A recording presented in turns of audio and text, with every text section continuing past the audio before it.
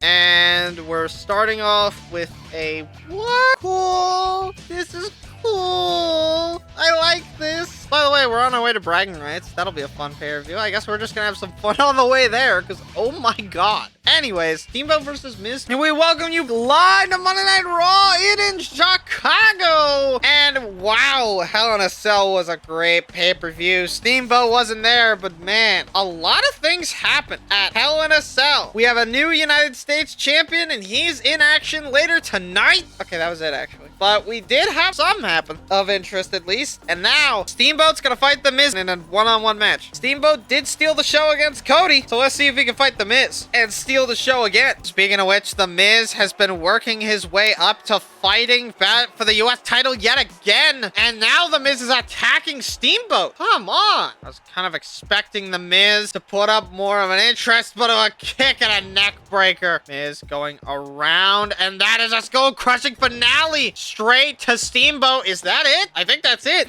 1, 2... Yeah, that's it. Miz beat Steamboat really fast. All right, what a way to start off Monday Night Raw. I ain't complaining. That made Steamboat and Miz worst rivals. That made the Miz go from 10 to 6. It is the Acronym Collective versus Airborne in a tag table match. And up next, it's a tag table match with the Acronym Collective and Airborne. I think it's been years since we've seen a tag match on Raw that didn't include the Straight Edge Society or the Hart Foundation or both. Or I guess Jericho. But Jericho existed for so little time that doesn't really matter. But the world's strongest man, Mark Henry, an MVP, last night at Hell in a Cell, they won against the Straight Edge Society by slamming Luke Gallows down on a chair. And man, it was great. They fought the Puerto Rican Pridefuls. Now they've broken up. They fought the Straight Edge Society. Will they soon break up? I don't know, but it seems like we're in a new era for the tag scene. One that's not dominated by tags of the past, now dominated by the tag teams of the future. I just hope that Mark Henry and MVP can hold on to these titles, as they are going to be the only people defending their titles at Bragging Rights. That's right. Bragging Rights isn't a normal pay-per-view. It's where the general managers get to see who's better. Bragging Rights will be almost entirely consisting of Raw versus SmackDown matches. Get ready, because they're about to see who gets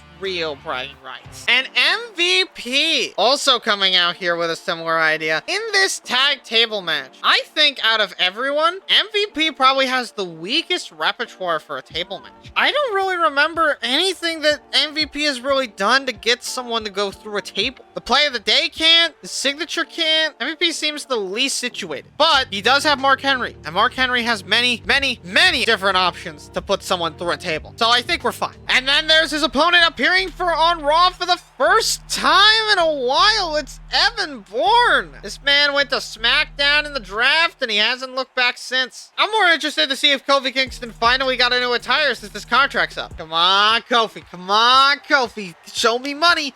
Money. It's blue and purple. I don't know a lot of countries that have purple in their flags, so I'm going to assume that he did not sign with another country. He didn't go to France. Nope.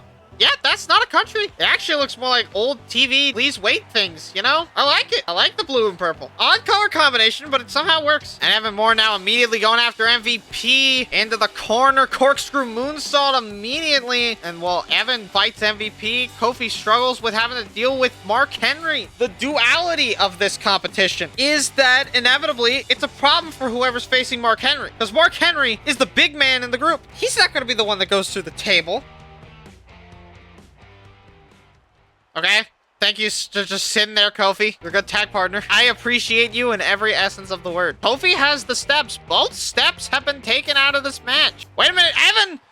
Okay, he rolled, but it's fine because he got up immediately and wait just a damn minute. Are we doing anything? Evan now send the table back up. Mark Henry seems to be frozen in time. And now Evan baited MVP into picking the table back up. Now just slamming him with the table enough times to make you wonder if he could go through it, and a Hurricane Rana directly onto a table. But at any time, Evan could just send him through the... Okay, hitting him with that massive moonsault. Wait a minute. Oh, wait. Now he just has to go for it. But he got up. But it's fine because he hits him with the double knees. And he just now realized that his friend's in trouble, and now he's gonna go and help out Kofi Kingston. He got kicked real bad, and that's a massive DDT on the outside. I think Evan just now realized that his best chance of getting at Mark Henry would probably be to fight him through this announce table. Wait a minute, it's through it! No, he just barely wasn't enough. Also, MVP is just sitting on the top rope doing shit out of nothing. Wait a minute, through it? Nothing. Throwing him into the ring post and then slamming him straight through, and he rolls through the table. Wait a minute, Hurricane Rana face first into the table. Now Evan's got to set up the table fast, fast, fast. But wait, he's got to make sure that nobody puts Kofi through that table at the same time. Wait a minute. Oh, but he didn't put him through the table with that. And he's just decided, fuck it, that's a shooting star press on the Montelva table. What the fuck, a power slam? Jiminy Crickets. Jiminy Crickets, Batman. Wait a minute, over, into the steps, into the steps, into the steps. Oh my God, just pick, just go into the fucking table. All right, hold on.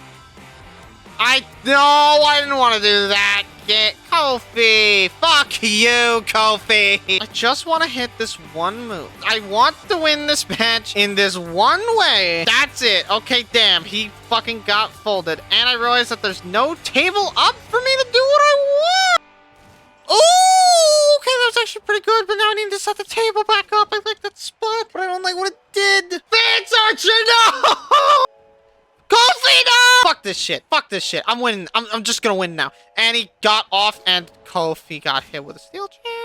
Did I just lose this match because I wanted to win? Yes, I did. They want the Acronym Collective to win. What? What? What? What? Are we real? Are we real? It took so long for nothing? That was like a 15-minute table match. That didn't move them above Straight Edge Society yet. Batista, Rey Mysterio, Drew McIntyre, Kane, four-way steel cage. And up next, Monday just got a little chaotic as he got a fatal four-way steel cage match to determine absolutely nothing, but probably who will face Sean eventually, because he's not at bragging rights. And wow, I suddenly do not want to do this anymore. So much the next day that the old narrator got tired of the next day, and they had to hire a new one. And then we have his opponent, Drew McIntyre. Now, Drew McIntyre has been on an interesting downfall as of late. The game froze on the fucking Frozen. And Drew McIntyre has been on quite the scandal as of late. Mainly based on the fact that he's actually not been good. And now the person that beat him has been beaten by Kane. Now, Kane is a very dominant force. I wouldn't be shocked if Drew states that not even the two of them together would have been able to beat Kane. But god damn, Drew has been on a losing streak since. I was gonna say what his actual win streak was, but I haven't updated the sheet yet because I haven't finished the compilation video. I swear I will update it properly from now on. I'm not just gonna fucking halvesies a fucking stat sheet, alright? And then we have Batista! And Batista's my favorite to win this match. In my personal opinion, Batista can beat Kane. Batista is a man of sure ego, though. And maybe that ego is gonna stop Batista from doing anything properly. I don't know. I mean, he's beaten Ray, and actually, he's never fought Drew before. This is a new matchup for Batista. And then, of course, we have the man of the hour, the new United States champion, Kane. And he walks out to the ring with that title, and he's hucked it around his shoulder. Burning Man. Kane will now use this opportunity to prove why he is the United States champion and why he should be more. And now Kane is immediately going after... Okay, never mind. He's going after Batista immediately. Drew went after Ray. Smart strategy from Drew to pick Ray first. Kane being picked by Kane usually is a bad thing. But Ray is its own set of challenges as well. Ray is a high flyer. And wait, they swapped. Now Drew is in the clutches of Kane anyways. I think that's what Drew was actually worried about. Oh, wait a minute. Oh God, right into Ray and the cage wall! And now he's back on Batista. The only person so far to have not gotten his wrath is Ray. They're reason for that. That's a massive sidewalk slam to Drew McIntyre. And now Kane throwing Batista into the cage wall. Ray is going for a submission. You can't win by pinfall or submission in a cage match. At least not in this kind of a cage match. Wait, no. Again on Batista. Right into the... Okay, not quite hitting the cage wall. They're all up at the same time, but he hits Drew with that sidewalk slam. And wait a minute, Rey Mysterio getting in with a choke slam. Choke slam. Choke slam is successful. But now he has to take down the other few. And that's a massive sidewalk slam on the Batista. And Drew took advantage of... Wait, Ray! Ray's trying to escape the cage. But he's down. Boy, now Drew's trying to escape the cage. He's down. And now Kane grabs Batista with a choke slam. And he chokes him down. And now after Rey Mysterio as well. And this is his chance to escape. Everybody's down. Wait. Oh, wait, Drew almost got up, but Drew didn't get up in time. Kane has escaped the steel cage, and that's it. Kane beats Drew, Ray, and Batista. Kane has successfully beaten everybody. What a massive win for the Big Red Machine going into bragging rights, where he won't be defending his title. That moved Kane from 9 to 7, and Drew went above Matt Hardy. Anyways, it's Sheamus versus Triple H in our main event. The game takes on Sheamus. It doesn't work when I say it with anyone else. But Triple H has been looking to rebound from his 9-match losing streak and potentially get another shot at Michaels. Shawn Michaels, being the WWE champion, has reinvigorated Triple H. After losing to Edge at Extreme Rules, he suffered from a little bit of a fall off. He went 9 losses straight without winning, but Sheamus is looking to shut that all down. Sheamus hasn't exactly had the best year himself, but knee! No, Sheamus caught the arm somehow off of a knee strike, but a knee again! What the fuck? Now Sheamus, why did they get treated like a big boot reversal? And Triple H and Sheamus are gonna fight, and they're gonna fight hard, as opposed to fighting soft, which is what your dad does every night. And a knee, he finally hits the knee! It only took him 4 fucking years. And wait a minute, that's a spine buster, but it rolled him. And now Sheamus gets body slammed on the concrete floor. And now Sheamus, wait, another DDT on concrete. These two will get closer and closer, but even as they get closer, they still stand up on the concrete. And that was a massive concrete, but wait, Trips is in the ring now. Sheamus is in the ring. This match is officially started, but wait, Triple H immediately hits the pedigree. And that's it. I think Sheamus is done. 1, 2... Yep, Triple H beats Sheamus. And that ends Monday Night Raw. The game has successfully defeated Sheamus. Will this win be the start of something huge? Or will it be just another attempt to revitalize his career? Sheamus and Triple H have an even worse relationship because of that. Triple H is above CM Punk. What's next? Matt Hardy versus Sheamus. Okay. Michelle, a skippable match. And then, why are Triple H and Rey Mysterio on Superstar? And we welcome you live to Thursday Night Superstars, and Matt Hardy has been a little more used lately, but when things change, they somehow stay the same at the exact same time. Matthew Hardy is now getting ready to fight Sheamus again. And I am ready to crash out again. And then there's his opponent, Sheamus. And a few days ago, he fought Triple H and lost. Now he's in a slightly less similar, but still similar spot to Trips, where now he's gonna try and rebound off of that loss to Trips with a win against Matt Hardy. And honestly, he might. Sheamus is now beating the shit out of Matt Hardy. This happened the last time these two fought on Superstars. I'm not entirely shocked by the way that these events have happened. Uranagi immediately. It's already going to hell for Matt Hardy. Where's Mark Henry? Where's MVP? Can you tell that I'm not telling? Because I want to. What am I saying? What am I? Who am I? What is my purpose? What is your purpose? You put bread on toast. You put bread on toast. You know what? That's better than what Rick said. Choke slam by Matt Hardy. And no dice. Sheamus now with that Irish Curse backbreaker. The game. And now Sheamus with an Irish Curse backbreaker. And why not, for good measure, going for the Celtic cross, but Triple H turns it into a DDT. Is he gone? He's gone. But the bro kick is successful on Matt Hardy, and that's gotta be it. That's 1, that's 2, and that's 3. Despite Triple H's best efforts, Sheamus beats Matt anyways. I don't blame Triple H for trying. Sheamus did attack him on Monday, but he was not successful in his endeavors. So that didn't move Sheamus up. That did move Matt down 1, but I don't know if that was just because of Drew or not. Anyways, well, it wasn't an attacking before the match. There was an attack after the match. You see, that's so different, right? It's so different. Anyways, fuck me, man. What the fuck is this? It's a 6-man tag? I thought it was a battle royal. What the fuck? And in our main event of Superstars, we got a 6-man tag?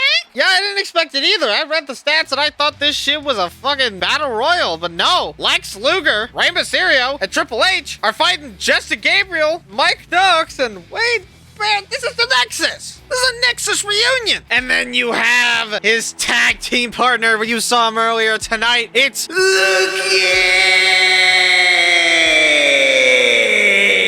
It doesn't make me cough anymore, so I can just do it now. Kind of shocked that he showed up. He beat Sheamus. Now he's gonna beat Wade too. He's just trying to divide the United Kingdom. In all honesty, he's trying to divide the United Kingdom, which I am fine with, because United Kingdom is just Sheamus and Wade Barrett, so it's not hard. But then you have his tag team partner, Rey Mysterio. And oh man, Rey and Trips are teaming up quite often now. Rey, Luger, and Trips have become an all-timer triple A. They've been teaming up with each other. I'm kind of shocked that Luger attacked him and Punk on the first Raw, because now Rey and Luger are teaming up pretty consistently. And then you have their opponent, Mike Knox. I don't really know what to say about Mike Knox at this point. That's about it. And then you have Justin Gabriel. Justin Gabriel and Wade Barrett are finally teaming together. It only took them 6 months. Yeah, they broke up in April due to the draft. So April, May, June, July, August, September. Yeah, it took them 6 months to get back together. I'm glad that I could do mental math. And then, of course, Wade Barrett, they look like they were part of the same fucking team. Why didn't they come out together? They use the same shit and everything. Whatever. And now Lex Luger is gonna bulldoze. Nope, Mike Knox is gonna try and bulldoze him instead,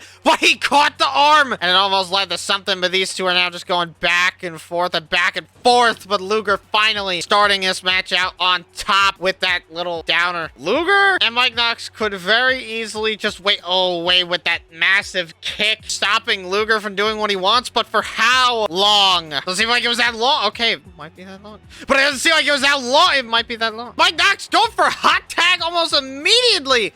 Oh, takes down Luger. Takes down Triple H. Turning it in, but no, we've seen this exact setup before. Turning it around. Luger and Wade are just going back and forth on this. But either of them can get it off. But Wade jumping on Luger. Biggest boot, adding on the pounds of pressure, but a clothesline. Wade Barrett jumps on him, takes a clothesline, doesn't get it off. Luger just can't get off that move. He can't. Double knees. And god damn. But his big boot works. And now, wait a minute. Triple H gets tagged in. It's Wade Barrett in the face. It's Justin Gabriel. Wait a minute. Triple H. It's the pedigree. Going after it. Oh, wait. Both of them are down.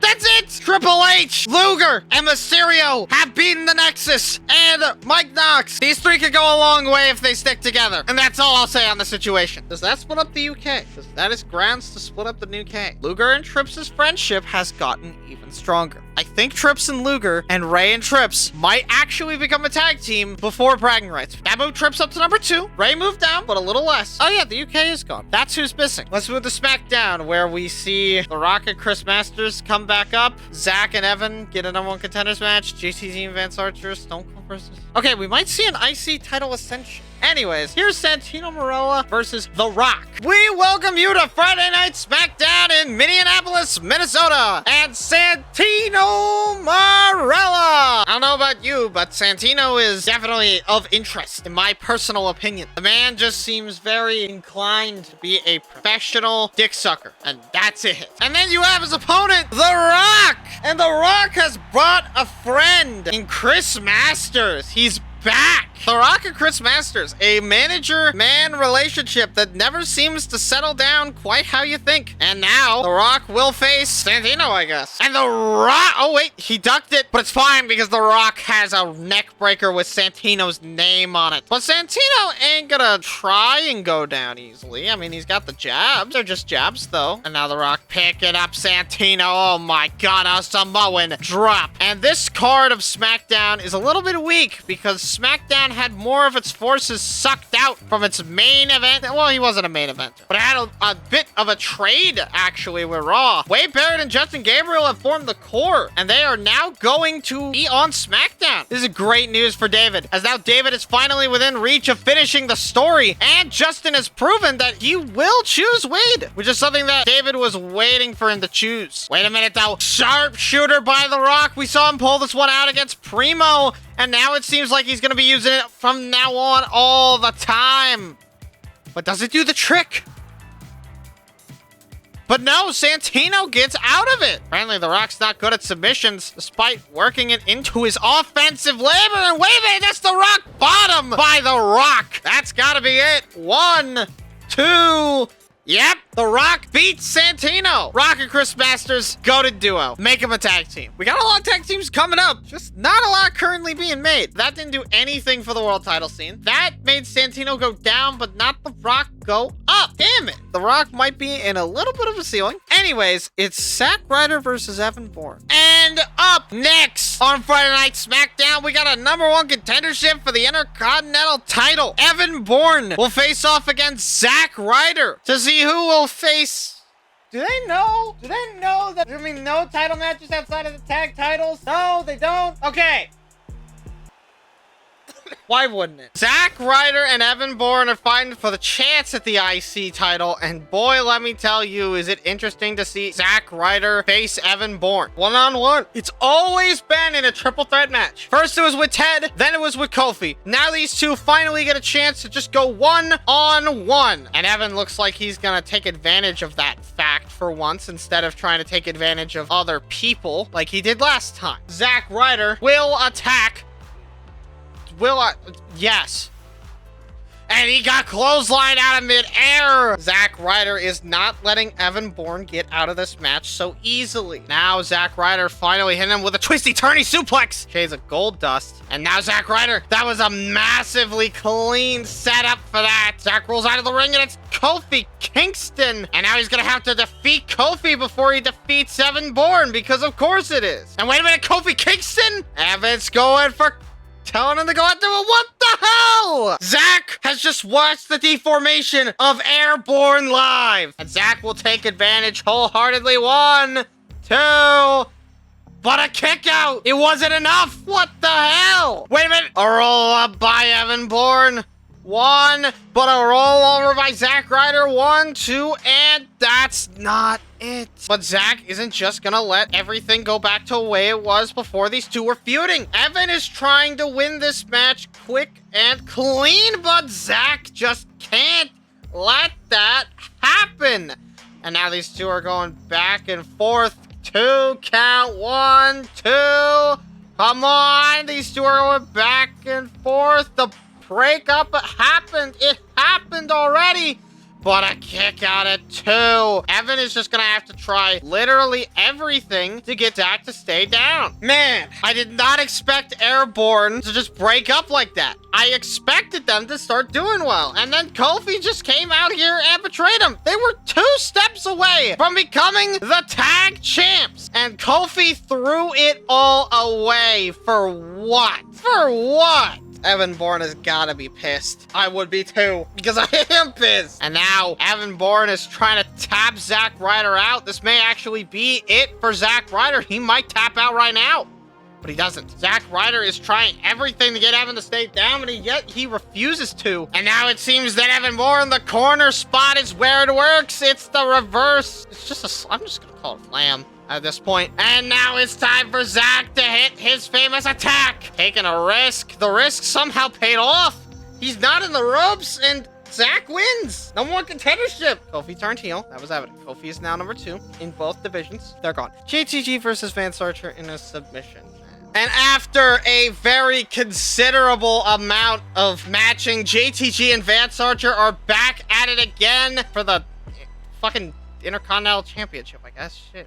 Well, not really. I'm all over the place. The breakup of Airborne's getting to me real bad. But JTG faces Vance Archer. That's it. Kind of just a genuine thing. it's a submission match, but I don't see how that affects the outcome too much in either side. Neither of these two people are known for their submissions, so it's just kind of eh. And then, of course, you have Vance Archer. And Vance Archer now, he's supposed to be coming out by now. But apparently, Vance Archer is attacking JTG. Okay. I could have seen that one coming. Now, Vance Archer and JTG are gonna have to go up on this one. Right now, actually, JTG is being the shit.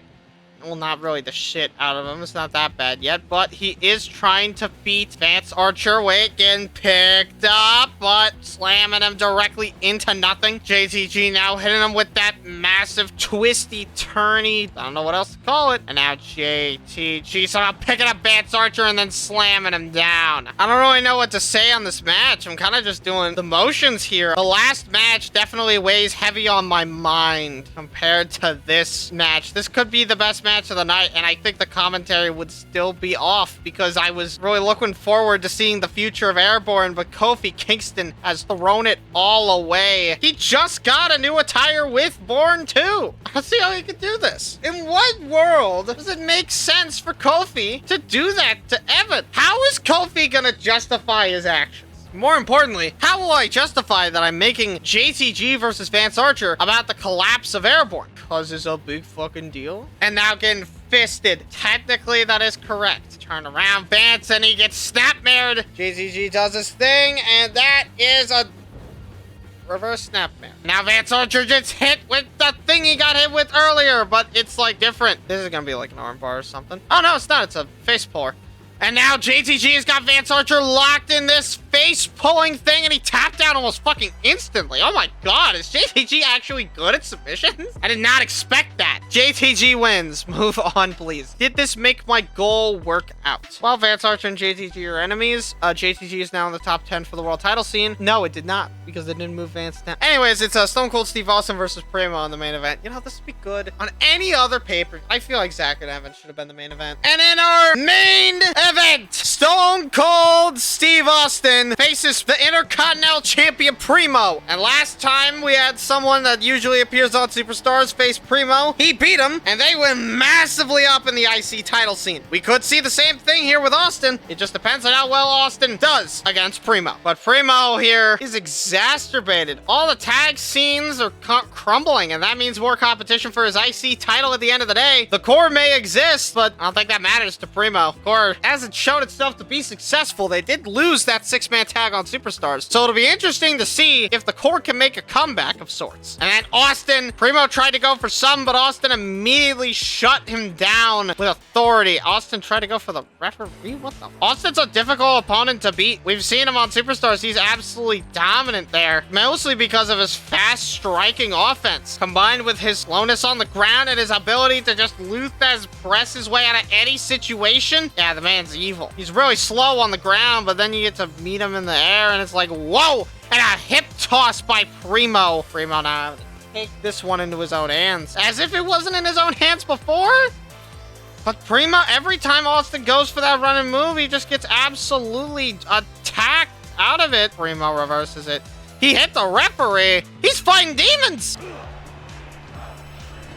And the fans are chanting for Primo, shockingly enough. We're not in Puerto Rico, but it seems that Austin has other plans and to give the fans what they want tonight. Now flipping off the fans as he has Primo bleeding. And that's an Austin 316 stunner right there. And that's it for Primo and this episode of Friday Night SmackDown 1 and 2 and 3. There we go. Austin beats Primo. Austin now offering Primo a handshake, but Primo says no. The Intercontinental Champion doesn't like being beaten. That didn't do anything because Kofi already moved above Primo. That didn't even move Austin into the top 10. Okay, well, it seems that Austin still has a ways to go. Just like in general, we're gonna have to do something about the tag scene. But I guess that's a problem for a different week. Probably after bragging rights, actually. We got a lot of problems to solve now. See you next time.